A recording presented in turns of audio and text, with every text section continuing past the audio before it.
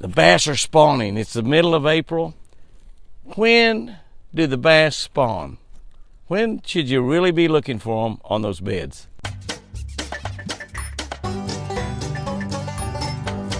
Whoa! That's a beauty. Good morning, guys and girls. April 8th. That's right, April 8th. Joshua 1:9. Oh, do I love Joshua. Joshua and Caleb. Those were two warriors. I mean, if you want to be like somebody in the Old Testament, in the old days, Joshua was a good guy. I've always thought, man, I want to be like Joshua or Caleb. You know, Joshua was a little more famous than Caleb, but Caleb, he was a tough guy too. He's a tough guy. He was like really old, and he went and conquered the land that God had promised to give him. Joshua 1:9 says, don't be afraid. I could just stop right there. Don't be afraid, because the Lord your God will be with you wherever you go. That's what Joshua was telling the people of Israel just before they went in and conquered and took over the land that God had promised to them, a land flowing with milk and honey. And he told them, don't be afraid, because the Lord your God will be with you wherever you go. I don't know that I've ever seen in my lifetime a time when Americans were afraid like they've been during this last year or so. I don't think I've ever seen a time like that. Amazingly afraid, and it's disheartening to me personally that they were that afraid. And we all had a little bit of that fear. Some of us had a lot of that fear. And I guess it's natural. Nothing wrong with it. The children of Israel were afraid. They talked about the people being like giants. A lot of us saw that virus as a giant. But God's with us. God's brought us pretty much through that pandemic right now. Joshua says, don't be afraid, because the Lord your God will be with you wherever you go. Here's what I wrote about that. My first attempt at fishing a tournament in California was on Lake Oroville in California. I borrowed a boat from the local ranger dealer after flying to the tournament, and then I headed to the lake for 3 days of official practice.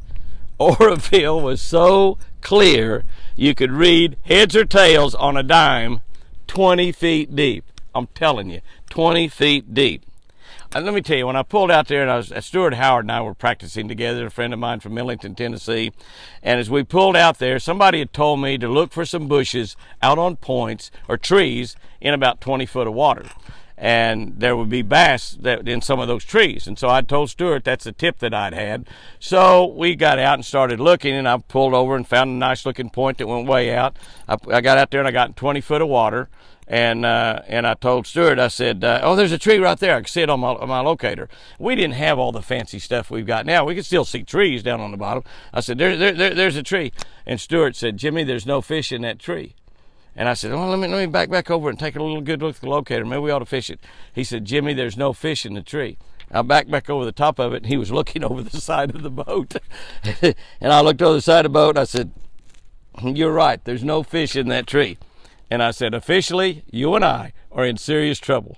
When you can see a tree 20 foot down and know that there are no fish in there because you can visually see that, we were in trouble. Listen to this. I practiced 2 days without a bite. On the last day of practice, though, I traveled as far up the river as I could go, actually looking for dingy or muddy water. I never found any, not any. It was all, no matter how far you could go, you ran out of you couldn't go any further up the rivers and the creeks. There wasn't any dingy water.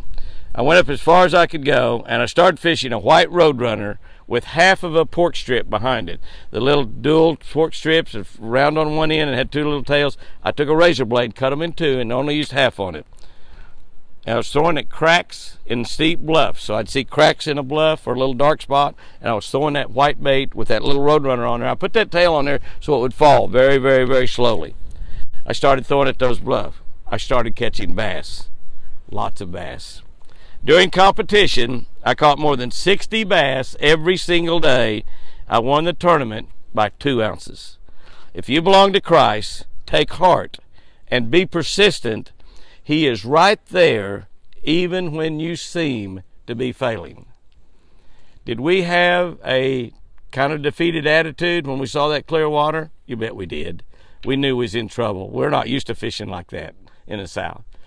Were we failing after 2 days and not getting a bite? Absolutely we were. But here's the trick. If you belong to Christ, take heart and be persistent. He is right there even when you seem to be failing. I would just take that seam out right now. Christ is right there even when you are failing. And if you rely on Him, if you do what Joshua told the children of Israel, don't be afraid, because the Lord your God will be with you wherever you go. Wow. Okay, here's our tip for today. In the South, most bass will spawn under the March and April moon. We have just really had, just a few days ago, the full moon. Actually, it's kind of almost just about, it's still pretty bright right now. It's not full. And a lot of bass are spawning in it. Now, they'll also spawn under the May moon here in Oklahoma. And they'll spawn under the June moon as you move further north. Really, you got about 3 full moon cycles in most places where the bass will spawn. So you move really far south, it's February, March, April, May, June, depending on where you are in the country. When that full moon hits, go back in the tail ends of pockets, look on the north and the east shoreline, look back in behind boat docks, and they will be sometimes very, very shallow. Clear lake, like Lake Oroville we're talking about, they might be spawning 10 or 15 foot deep. I've seen that happen. Guys and girls, go out there and have you a great one today. Remember, I sure do love you.